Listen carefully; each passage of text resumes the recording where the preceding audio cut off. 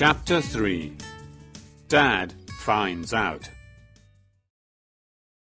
But I'm 17 years old, Dad. I'm not a baby anymore. I don't care. You're living in my house. That means you do what I tell you to do.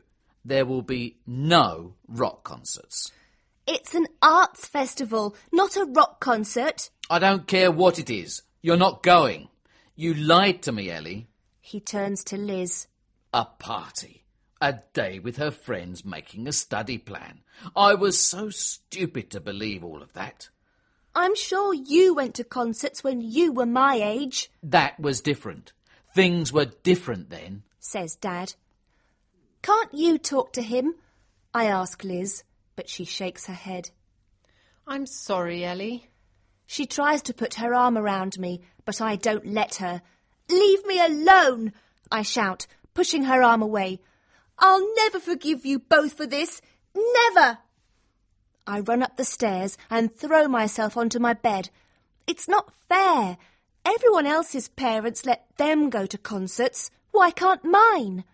I pick up my mobile phone and try to phone Cassie, but I have no credit left. I throw my phone onto the bed just as Liz knocks on my door. Ellie, dinner's ready. I'm not hungry. You've got to eat, Ellie. Leave me alone. I don't want anything, I shout. How can I eat ever again? Seeing Murphy was going to be the best day of my life. But half an hour later she is back. This time she comes in before I can stop her.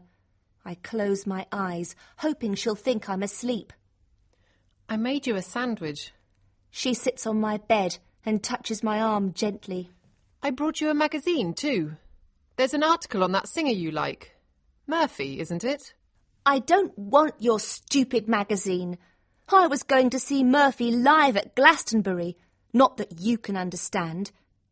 I pick up the magazine and throw it across the room. It hits the photo of her and Dad's wedding. It falls to the floor and breaks. Liz gets up and slowly starts to pick up the pieces of broken glass. I tell myself that it's their fault. I'm angry because Dad won't let me go to Glastonbury, because he thinks I'm 7, not 17. But I still feel horrible as I watch Liz leave my room. She looks sad, and there are tears in her eyes. When she has gone, I pick up the magazine.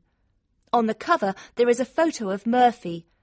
The thought of missing Glastonbury makes my stomach hurt, but I still look through the magazine. When I get to the article on Murphy, more tears fill my eyes. But then I read something that makes me stop crying. Do you want to meet Murphy? Would you like to go to Glastonbury, tour backstage and meet the star himself? We are going to make one lucky reader's dream come true. If you can sing, then we want to hear from you.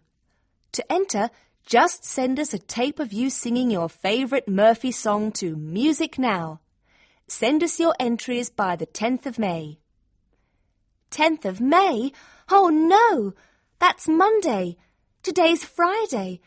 If I want to enter, I must send my entry tomorrow morning. Suddenly my anger disappears. I feel excited. I know that thousands of people will enter the competition, and I don't have a lot of time to prepare. But could I be the one? Dreams come true for some people, sometimes, don't they? First I have to decide which song to sing.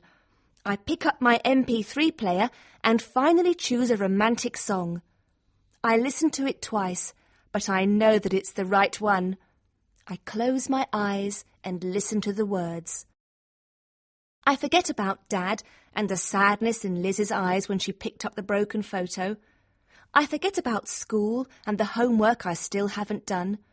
I take a deep breath and press record on my CD player. I pick up the microphone and start to sing. And when I stop 5 minutes later, I know that I can't do any better. All I have to do now is wait.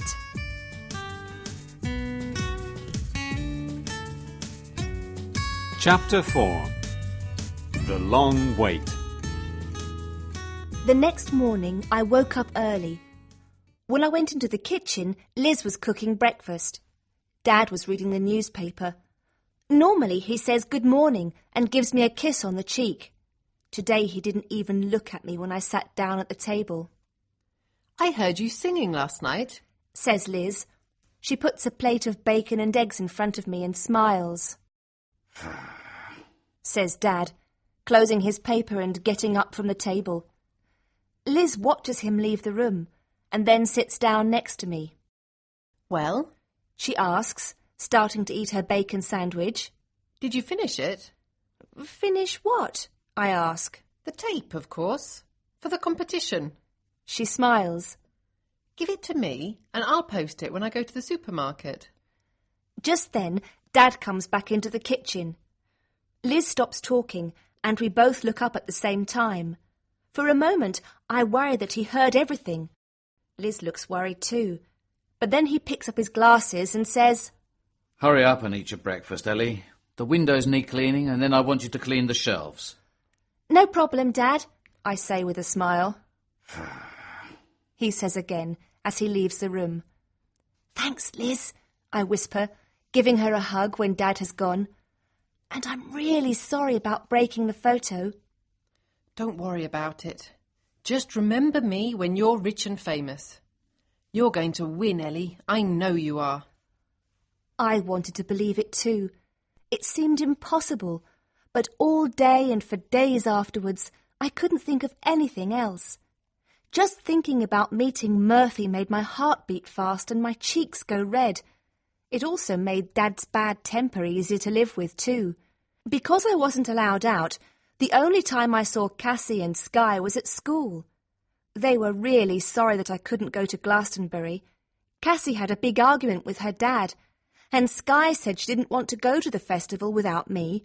But I said they had to go.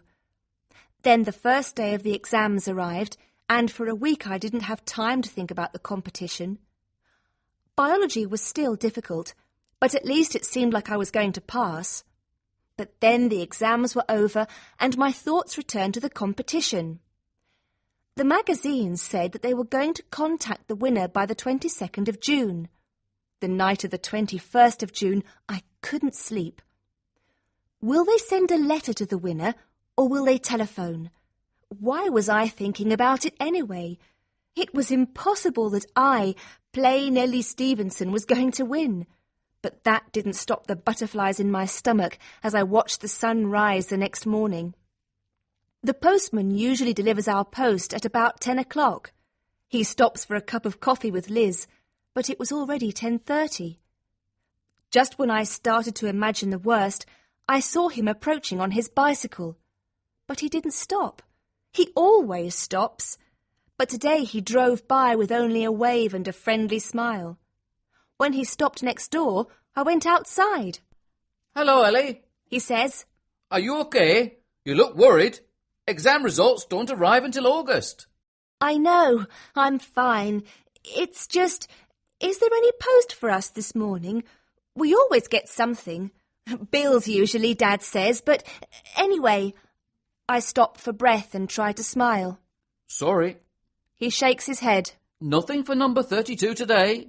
Are you waiting for something important? Can you check, please? I insist. But his bag is almost empty, and I can see there is nothing there for me. Maybe they will phone instead. Yes, that's it. While I'm out here, the phone is ringing, and Dad can't answer it because he is busy. I run back into the shop, but there are no customers. The shop is empty, and the phone isn't ringing. Dad is doing a crossword, and Liz is painting her nails. Has anyone phoned, Dad? I ask out of breath. No. He says. I look at the clock. 10:55. There's still time. I wait and wait. Lunchtime passes, but still there's no news. I watch the clock, and the minutes go by so slowly, but still the telephone doesn't ring. And then it is 5 o'clock, and I know that my dream is over. I didn't win. I feel stupid for believing even for a second that I could win. Ellie. Ellie, Dad's voice makes me look up. what is wrong with you today? All you've done is look at the clock and be miserable. Peter isn't feeling very well. I need you to deliver the evening newspapers. I don't like delivering newspapers, but I pick up the bag and walk out of the door. My dream is over, broken like the picture of Dad's wedding. I want to be alone. When I get back, it is late. I wanted to talk to Liz, but she has already left for her Italian class. I can't talk to Dad. He didn't even know about the competition, and anyway, he is asleep in front of the television, the unfinished crossword on his knee. I suddenly feel very tired, so I go upstairs to bed. I don't go into the kitchen, so I don't see the note on the door of the fridge. There's a folded piece of paper on the bed, but I don't even open it. I am so tired and unhappy that I throw it angrily into a corner and get into bed. I go to sleep crying.